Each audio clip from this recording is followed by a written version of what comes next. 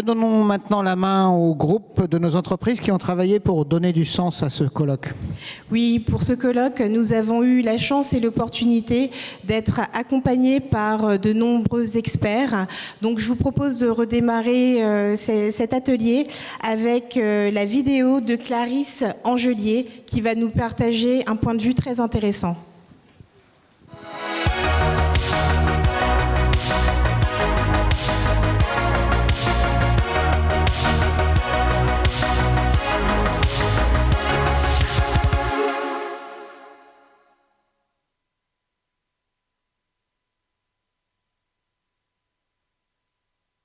Eh bien, c'est le collectif. Il faut que les politiques d'entreprise cultivent le travailler ensemble. Et ce que je dis est un peu contraire à le prisme d'évolution aujourd'hui, notamment avec le télétravail. Mais moi, je me balade dans des labos très régulièrement. Il n'y a personne. On a des matériels qui sont désœuvrés, pour le dire comme ça. Et notamment en sciences, les recherches, la réalisation d'une recherche, la compréhension de pourquoi une manip ne marche pas, vient de ces échanges permanents au sein d'un laboratoire avec des gens qui ne font pas la même chose que vous. Et ce manque de contact permanent entre les hommes, et ça vaut pour la science comme pour d'autres activités, me paraît extrêmement préoccupant, et je suis des dirigeants qui cultivent l'idée qu'on est ensemble.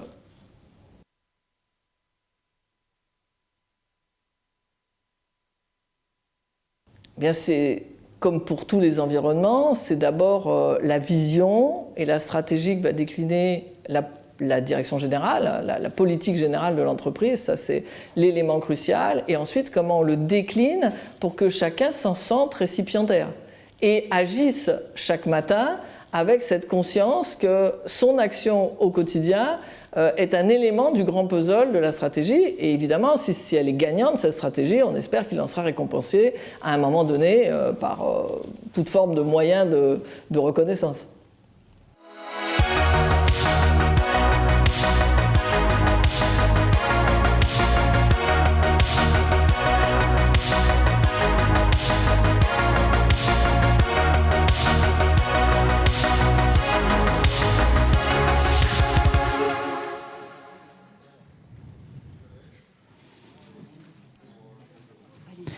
Imaginez-vous une salle de réunion en train d'être décorée.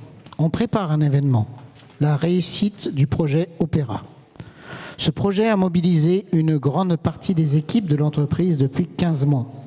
Marcus Malcolm, le CEO US, sera là. Il a fait le voyage spécialement pour rencontrer les équipes en France. Et la presse sera là aussi. C'est chouette. On a vraiment galéré ces derniers mois. Mais ça y est, les résultats sont là. Le projet Opéra a été déployé en temps et en heure et le client est super content. Ouais, moi je trouve que l'équipe a super bien travaillé. C'était pas évident. Mais finalement, on a réussi. Il n'y a pas de doute. Je pense que nos primes sont assurées cette année. C'est une super nouvelle pour l'entreprise, le succès du projet Opéra. Il y a encore 3 mois, c'était pas gagné. Yes, et même que ça peut nous apporter du business. Le client est tellement content qu'il veut faire une présentation lors de notre prochaine conférence. Heureusement qu'il y avait nos avocats pour nous dépêtrer des embrouilles de dernière minute. Ça a failli partir en vrille. Il paraît que les journalistes sont intéressés par le projet. Tu penses qu'ils vont m'interviewer ? Je suis l'architecte de la solution quand même, et je la connais de A à Z. On va avoir notre photo dans le journal. Vous vous rendez compte ? Ah ouais, top! Et comme ça, on va pouvoir montrer notre travail à notre famille et à nos amis. Et oui, et avec l'article dans le journal, mes amis vont enfin comprendre ce que je fais. Parce qu'à chaque fois que j'essaye de l'expliquer, personne ne comprend le sens de mon travail. Comment est-ce que tu vois la venue de Monsieur Malcolm demain ? Il veut voir les équipes, mais on ne peut pas faire venir tout le monde. La salle est beaucoup trop petite. En plus, Monsieur Malcolm n'a pas beaucoup de temps. Tu te souviens que finalement, l'échange avec les journalistes se fera chez le client ? Ah oui, c'est vrai. De toute façon, je vois mal Monsieur Malcolm présenter et remercier l'équipe d'Opéra en moins de 10 minutes. Avec un speech façon remise des Césars, t'imagines l'ennui ? En plus, il ne connaît pas ceux qui ont travaillé sur le projet Opéra. Alors ? Ceux ? Il n'y a pas de femmes dans l'équipe ? Allez, allez, je plaisante. Ah mais ta vanne, elle est pas très drôle. Tu sais que le projet Opéra, c'est un projet de pure ingénierie mécanique. Alors les femmes... Blague à part, est-ce qu'on ferait pas venir un représentant de l'ingénierie, tu sais, pour montrer qu'ils ont un petit peu travaillé sur le sujet? Tu as raison. On va prendre Bernard, il présente bien. Vous vous souvenez de toutes les difficultés qu'on a eues en fin de projet et quand on a dû faire appel à l'équipe des avocats? M'en parle pas, mais je lui avais dit à Bernard qu'on n'avait pas bien exprimé le client, ses besoins. Mais en même temps, bon, c'est normal, Bernard, il ne devait pas participer au projet à la base. On l'a appelé ponctuellement en renfort. Vous avez vu, on va pouvoir parler à monsieur Malcolm, le CEO de Boston. Et sûr, avec ce succès, je crois que je vais pouvoir postuler. Je rêve tellement d'aller travailler là-bas. Ok, alors pour les remerciements, on va pas faire venir tous les geeks de l'équipe. Je propose de faire un focus sur les avocats, comme ça on est sûr de rester corporate. Et puis sans eux, le projet n'aurait jamais abouti. Oui, et en plus, il y a des femmes dans l'équipe d'avocats. Ça donnera une bonne image de l'entreprise au boss. Ah, et pour les journalistes, on fait comment demain? C'est toi qui parles? Oui. Et puis, après son départ, on va organiser un pot avec champagne et petit four pour tout le monde. C'est pas rien, ça. Comme ça, l'équipe se sentira reconnue. C'est important, la reconnaissance.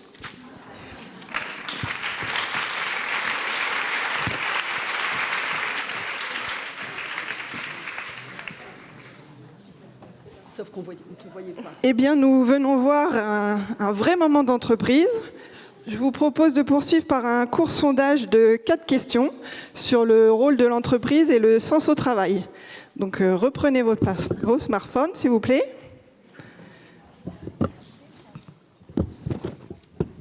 Donc, première question, en lien avec la scénette que vous venez de voir. Ton travail est-il reconnu dans ton entreprise ? Je vous laisse quelques minutes pour y répondre.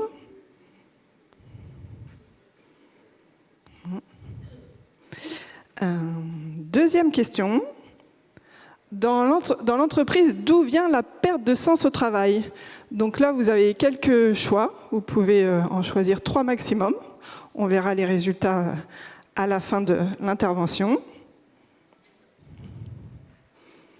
Je vous laisse une dizaine de secondes avant de passer à la troisième. Troisième question, donc, qu'est-ce qui donne du sens au travail? Donc, même chose, vous avez plusieurs réponses, si vous pouvez prendre le temps de répondre.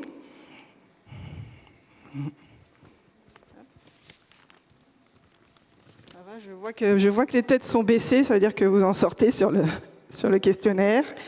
Et donc, dernière question du sondage, qui porte la notion de sens au travail dans votre entreprise?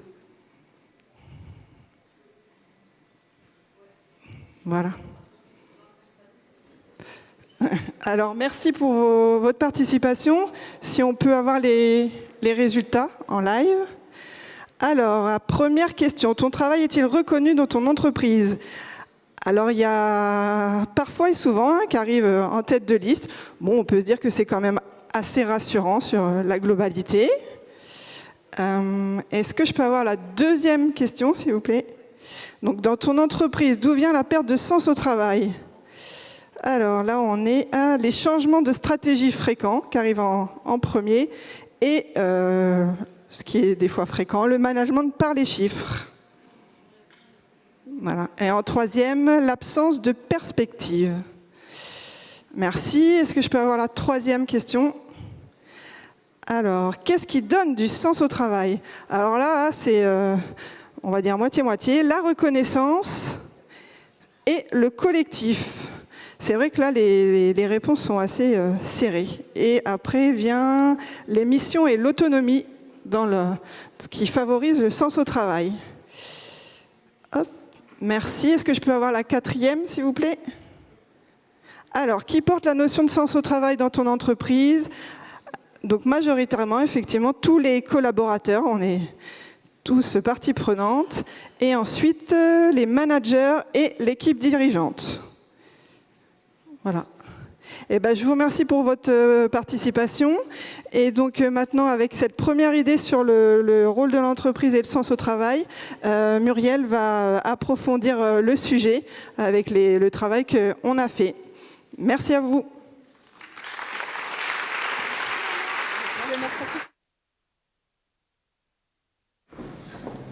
Merci beaucoup, Johanna. Est-ce que vous m'entendez bien? Oui, très bien.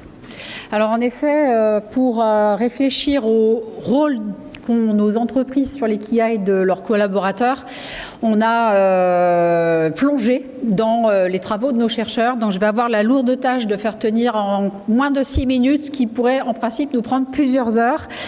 Vous verrez, on fera appel à beaucoup de choses qu'on a déjà vues. Là, on se situe évidemment du point de vue des entreprises.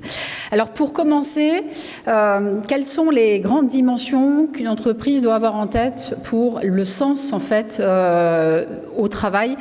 C'est un peu comme pour les Jeux Olympiques. Alors, je ne sais pas s'il y a une zapette par là. Je vais mettre en autonomie. On a un podium. Et finalement, les scores sont assez serrés. On en a pas mal parlé aussi jusqu'à présent. Mais vous voyez qu'on est quand même sur des contributions très fortes, puisqu'on est entre 88 à 83%. Donc vraiment le trio de tête, c'est est-ce que mon travail me permet de me développer ? Est-ce que mon travail est en cohérence avec mes valeurs?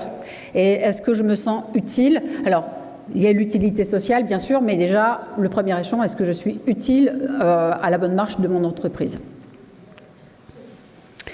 Ce qu'on a constaté, c'est quand il y a perte de sens, il y a plein de choses qui se passent.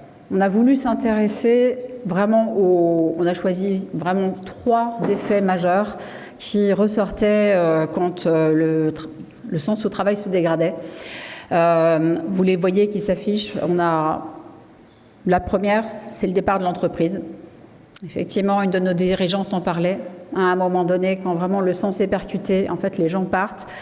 On a été impressionné quand même par les chiffres. C'est-à-dire que là, on est sur des études qui sont des études globales. Vous avez bien conscience que dans la salle, on n'est pas forcément représentatif non plus de l'entreprise. On est beaucoup de cadres.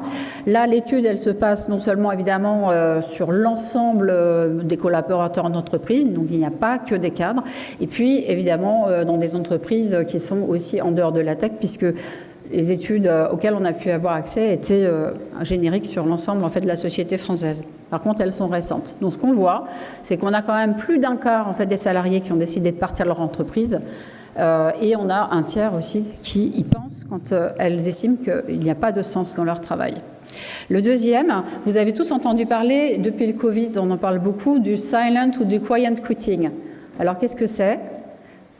En fait, les gens quittent en fait, leur travail, mais gardent leur emploi, si je pouvais le dire comme ça. C'est-à-dire qu'en fait, les gens font le minimum syndical et ça pose un vrai sujet de l'engagement. Ça, c'est une étude Gallup qui est très récente, puisqu'elle date de décembre dernier, donc elle a été présentée il y a quelques mois. On a une particularité en France, c'est qu'on a un des taux d'engagement les plus faibles d'Europe. Il faut savoir qu'on a dans l'ensemble en fait, des salariés français, on n'a que 7% de salariés qui s'estiment engagés dans leur travail. Ce qui est intéressant, c'est surtout il y a le chiffre en tant que tel, mais évidemment, le positionnement par rapport à d'autres pays. On est en fait le dernier pays, juste avant l'Italie, en Europe. Et puis, on a eu une recette de burn-out, on parle de ça, c'est-à-dire quel est l'impact de la perte de sens sur la santé? Et ce qu'on voit, c'est que quels que soient les métiers, quand on n'a pas son ikigai ou qu'on le perd, on est 2 fois plus exposé en fait, à la dépression. Alors quand on essaie de creuser et de remonter aux causes, finalement on en voit quand même 3 qui ressortent très fort, parce qu'on a parlé de plein de choses ce matin, donc là encore une fois on est dans une restitution un peu scientifique. La première, c'est le changement, le rythme des réorganisations. C'est-à-dire que ce qu'on voit, c'est vraiment un clivage entre une réorganisation ponctuel. Et je pense que la plupart en fait, des salariés embarquent puisqu'il y a quand même conscience qu'il faut s'adapter. Ce qu'on voit, c'est que quand elles se succèdent, là, en fait, on percute complètement en fait, le sens au travail. C'est logique. Les collectifs ont besoin de se réorganiser. Et il faut attendre en fait un certain temps, ça ne se décrète pas. Et donc le temps que les réorganisations se fassent, si une nouvelle vague de réorganisation se met en place, eh ben, en fait le collectif n'a pas eu le temps de se reconstituer. Le deuxième, on en a parlé tout à l'heure, et merci à vous dans la salle de l'avoir cité, c'est le management par les chiffres. Alors une petite précision, là vraiment, le clivage, il n'est pas tellement entre avoir des objectifs ou pas, c'est vraiment est-ce que mon objectif, il peut s'adapter? Est-ce qu'on peut le renégocier? Et à partir du moment où on peut le négocier, où on peut s'adapter en fait par rapport à ce qui était défini, on peut effectivement garder du sens, mais à l'inverse, évidemment là, on perd du monde. Et puis la troisième, alors j'appellerais ça plutôt réduction d'autonomie, puisqu'on est dans le cadre de l'entreprise. Là, c'est intéressant parce que c'est un critère qui a été suivi depuis plus de 25 ans. Donc, vous voyez derrière moi ce graphique qui remonte à une période où nous étions très très jeunes, diplômés pour certains d'entre nous. C'est assez remarquable de se rendre compte qu'au fur et à mesure qu'on demande aux gens de se positionner, ben ça se dégrade. Et c'est le seul item où on a vu des différences significatives entre les hommes et les femmes, c'est-à-dire que les femmes en fait, estiment qu'elles ont moins d'autonomie dans leur travail, et ça devrait nous questionner, nous, en tant qu'entreprise. Avant de laisser la parole à Myriam qui va nous donner quelques takeaways pour que chacun d'entre nous puisse activer du sens dans son collectif, je vous propose d'écouter la vidéo de Daniel Mialco qui a mis en place une démarche très originale.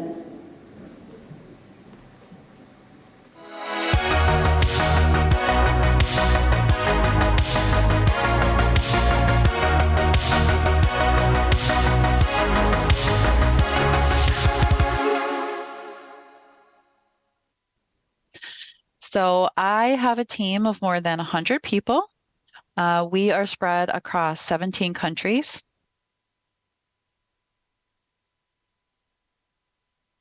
Being able to make a difference. I love developing people, seeing the possibilities within them and bringing out their best. And I also really enjoy building teams. So taking a group of people who might be doing the same thing and helping them have a shared vision and turning that into a real team designed to move forward together.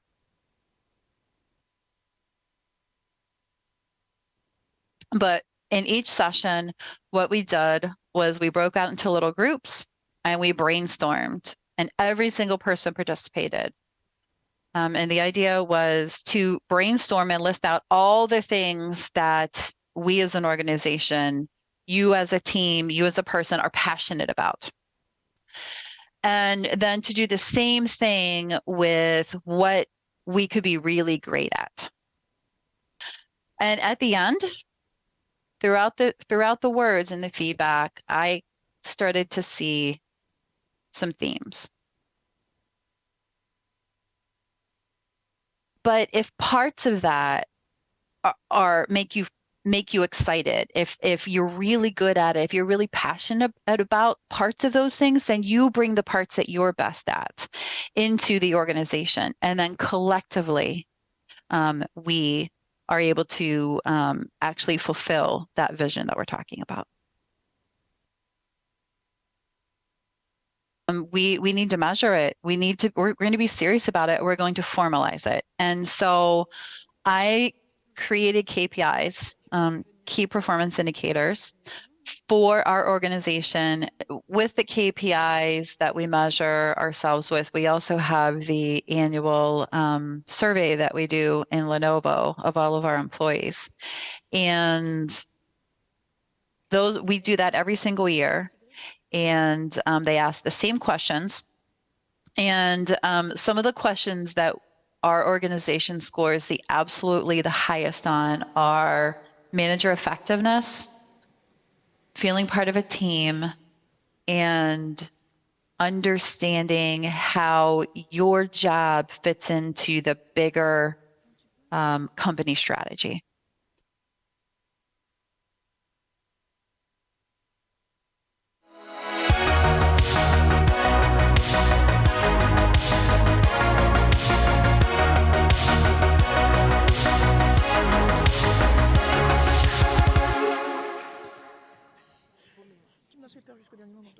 Ancré sur mes pieds, je m'élève vers le ciel et je vais essayer d'articuler.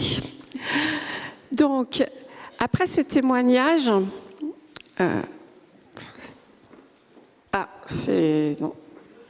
voilà. Après ce témoignage, nous souhaitons partager avec vous quelques leviers d'action pour faciliter la construction du sens dans vos équipes. Ces leviers d'action concernent les managers de proximité ou transverses, mais aussi toute personne ayant une influence sur les conditions de travail des salariés. Alors, comme vous l'avez vu précédemment, il y a un certain nombre de dimensions qui impactent la construction du sens, donc la cohérence éthique, l'utilité, mais aussi la capacité de développement. Et pour chacune de ces dimensions, nous vous proposons un levier. Pour ce qui concerne le développement, les gens font bien ce qu'ils aiment faire, donc c'est important de les interroger sur ce qui les passionne et de faire en sorte que le travail qu'on va leur demander de faire est aligné avec ces choix. Ensuite, nous pensons qu'il faut laisser du temps aux salariés pour bien faire leur travail, car cela va renforcer la cohérence éthique. Nous n'aimons pas le travail bâclé. Et enfin, construisez une vision, partagez-la, ce qui permettra aux employés d'avoir une vision sur l'utilité de leur travail, que ce soit l'utilité au niveau de l'entreprise, mais aussi plus loin au niveau de la société. Comme vous le voyez, le manager a un rôle important pour la construction du sens. Il donne la direction, il oriente, et c'est pourquoi c'est très important que les managers de proximité trouvent également leur sens dans le travail pour que cela puisse être partagé avec ses collaborateurs. En résumé, la construction du sens, comme on l'a vu, elle est individuelle car chaque personne est unique, mais elle est aussi collective car elle se construit ensemble. Et cela prend du temps. Le sens n'est pas donné. Et l'entreprise se doit de laisser ce temps de réflexion, pas seulement du temps opérationnel, mais bien ce temps de réflexion pour réfléchir à ce que nous sommes, à ce que nous aimons faire et à ce que nous savons faire. De plus, c'est un processus dynamique et continu. Le sens évolue avec le temps, avec l'âge.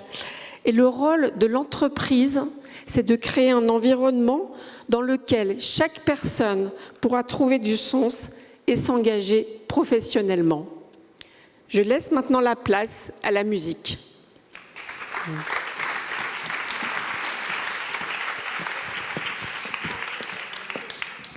Avec vous, avec tout le monde.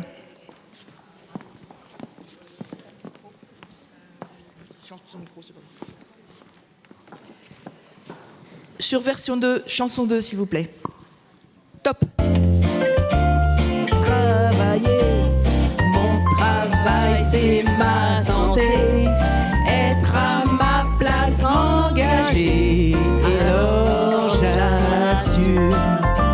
Savoir pourquoi je suis payé, me sentir valorisé. Juste ce qu'il faut d'autonomie pour kiffer ma vie. Et moi ce que je veux c'est travailler. Mon travail c'est ma santé. Être à ma place engagé, et alors j'assume. Merci.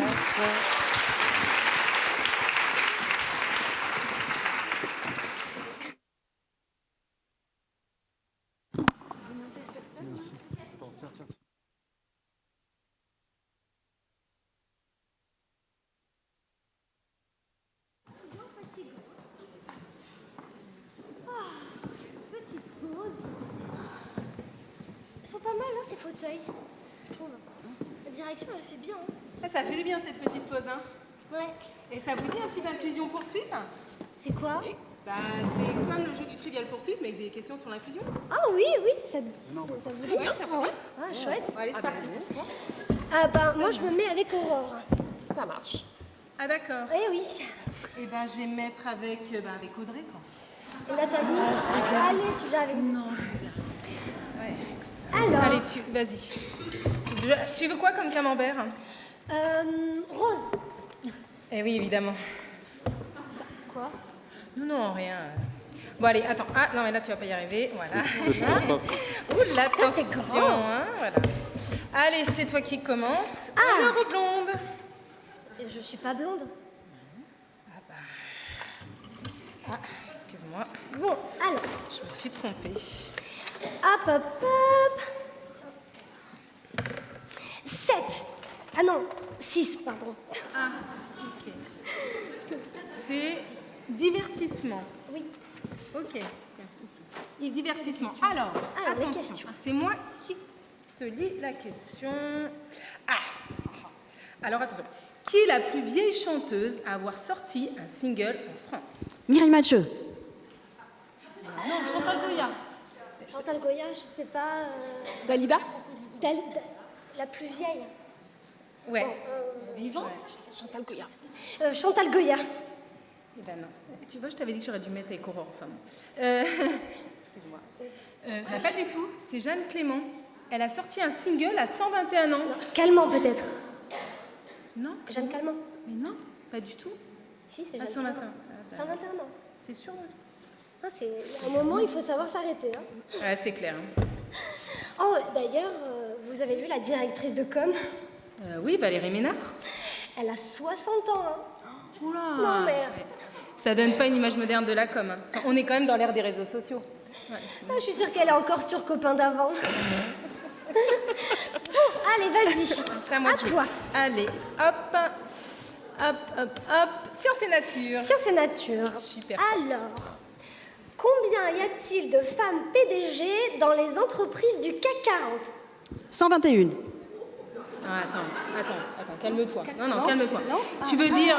j'ai mal entendu, pardon. Tu veux dire des femmes compétentes? Combien y a-t-il de femmes PDG? Non, c'est pas la question. Bah si, excuse-moi, hein, avec la loi Rixin, on est dans l'obligation de mettre des femmes à des postes de direction, donc c'est pas une question de compétence, c'est une question de comptard. Hein. Non mais chut. Quoi? Il y a notre patronne dedans. Ah bon?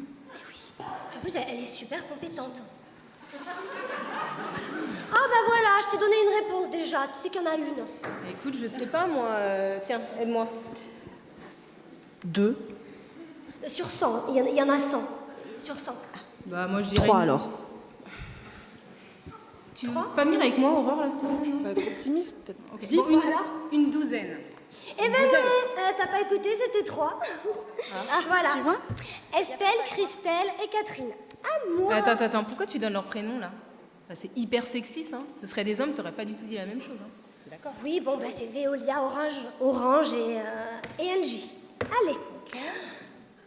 1, 2, 3. Divertissement. Ok. Oh, attention, hein, celle-là, elle est hyper dure. Hein. Vous êtes prêtes?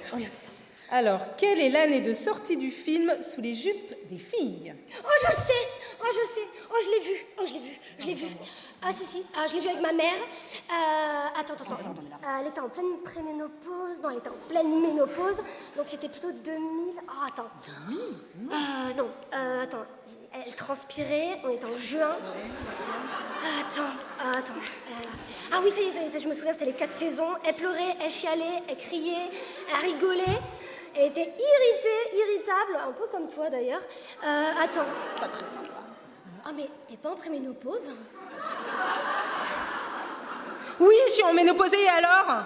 Enfin, j'ai le droit, et oui, je suis irritable, et merde, quoi! Enfin, c'est une période difficile, c'est bouleversant, et tout le monde s'en fout, en fait, c'est même pas pris en compte. Ah, juin 2014. Ouais, on va dire ça, ouais. Ouais, c'est ça. Bah, t'as gagné un camembert, quoi. Bah tiens, je te le donne. Voilà. Comme c'est une période difficile pour toi, t'as un camembert. Le camembert, c'est bien. C'est plein de calcium. Ah, c'est gentil. Mais... Tiens, pardon. Un mouchoir. Voilà. Merci. Bon, on arrête, hein? Ouais, je crois que c'est mieux. Ouais. Oh, mais on pourrait recommencer demain, parce que bon, là, niveau inclusion, bah moi je suis 0. Enfin, toi aussi. Ouais, c'est une bonne idée. Enfin, et puis je voulais dire, je suis désolée pour le blonde. Enfin, tout le monde utilise cette expression quand il parle de toi, et moi j'ai répété bêtement, mais je le pense pas. Oh, merci. Bon, bah la pause est finie. Allez, on y va. Oui. On va retourner travailler. Oui, parce que...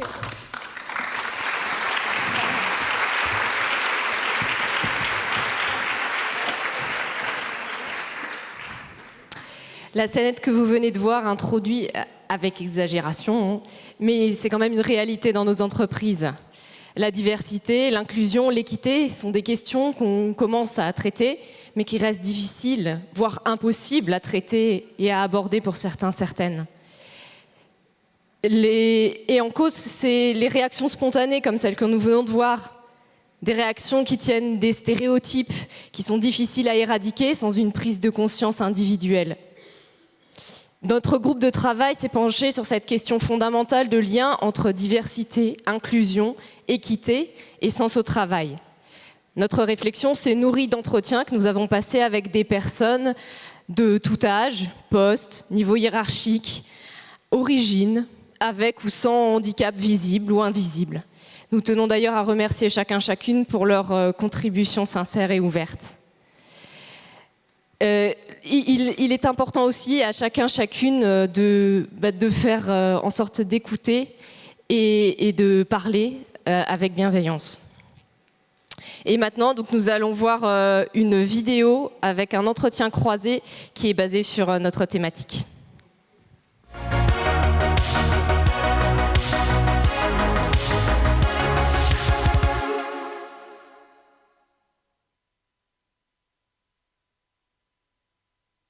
Donc, bonjour Renata. Bonjour. Bonjour Virginie. Bonjour Barbara. Je voulais commencer par vous remercier toutes les deux d'avoir accepté cet entretien croisé pour la préparation du colloque Interel, donc qui cette année est sur le thème de l'ikigai, le sens au travail, ça se travaille.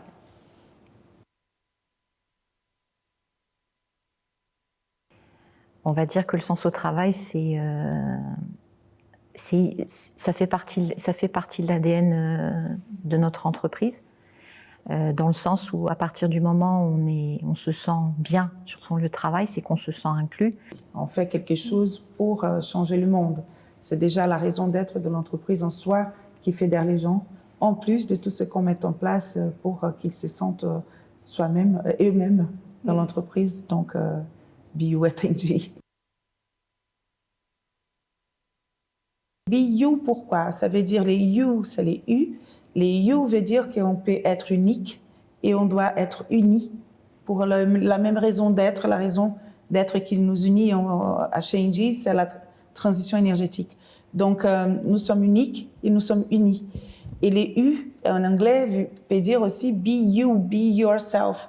C'est ce que tout le monde veut, en fait, dans l'entreprise, c'est pouvoir être soi-même et donner le meilleur de soi-même pour s'épanouir au travail.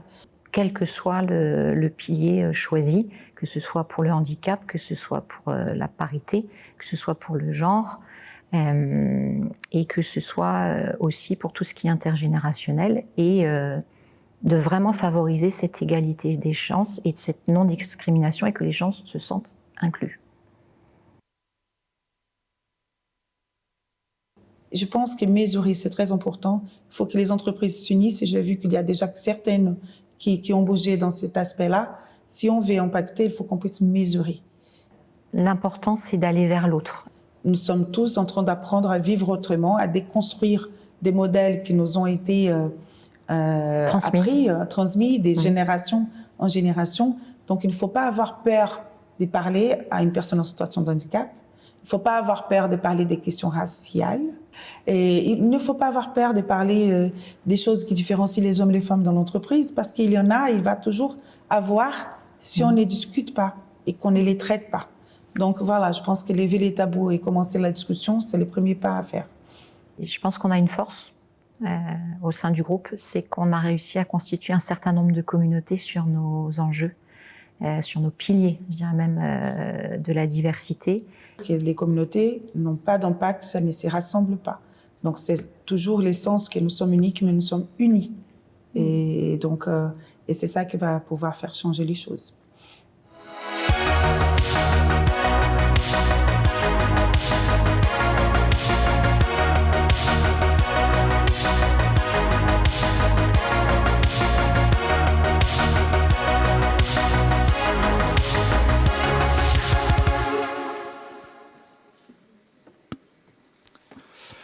Voilà, donc en cohérence avec ce qui vient d'être expliqué par Renata Spada, nous allons, dans le cadre de cet événement qui nous unit, exprimer notre unicité à travers un nouveau petit sondage.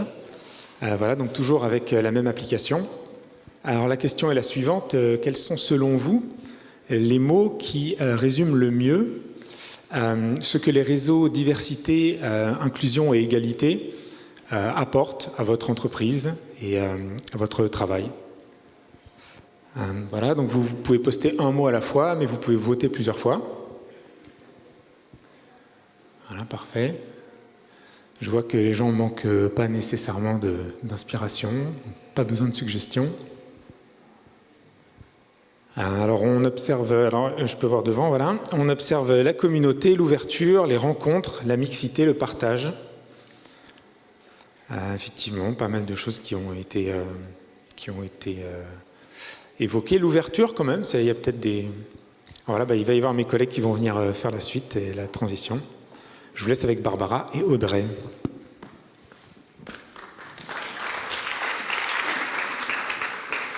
Donc ces questions-là, on les a posées à différentes personnes de nos entreprises et ce qu'il en ressort, c'est la nécessité de ces réseaux, de mixité, diversité, inclusion, équité et surtout de laisser du temps aux employés pour pouvoir y participer et bien communiquer dessus parce qu'il y a encore du travail.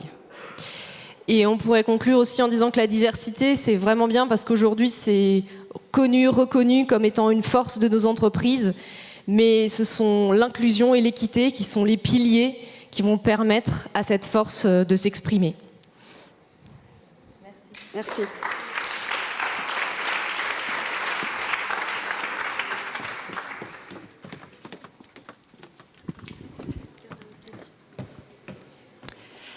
Eh bien voilà, donc nous allons conclure le travail que nous avons effectué depuis de nombreux mois, depuis le mois d'octobre dernier, en groupe inter-entreprise, comme j'ai dit tout à l'heure, avec nos feedbacks, nos takeaways, comme on dit en langage consultant, avec une petite montée sur scène en musique de toute l'équipe aux couleurs Interel. Merci à l'équipe, tout le monde monte sur scène.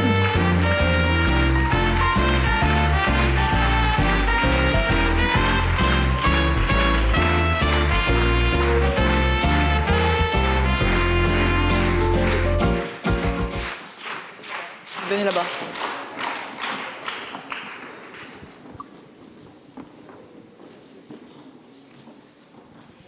Eh bien, après 8 mois de questions et de réflexions tous ensemble, comme vous pouvez voir sur scène, ça a permis de faire germer un nouveau sens au travail et je vous propose de partager les pépites et les découvertes qu'on a pu faire au travers de ces différents travaux autour du sujet de l'ikigai.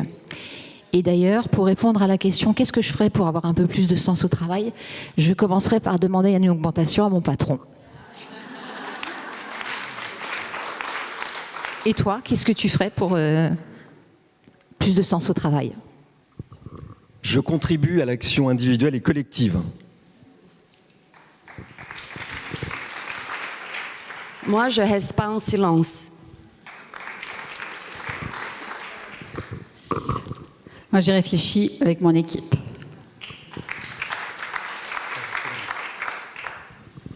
Moi, je recherche souvent un nouveau sujet qui va m'inspirer. Moi, j'essaie de faire bouger les lignes.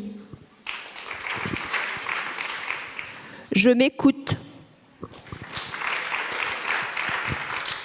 Je cultive des cercles de confiance. J'en parle à mes collègues. Je me lance un nouveau défi. Je réfléchis à ce que j'aime faire. Je cherche un projet innovant.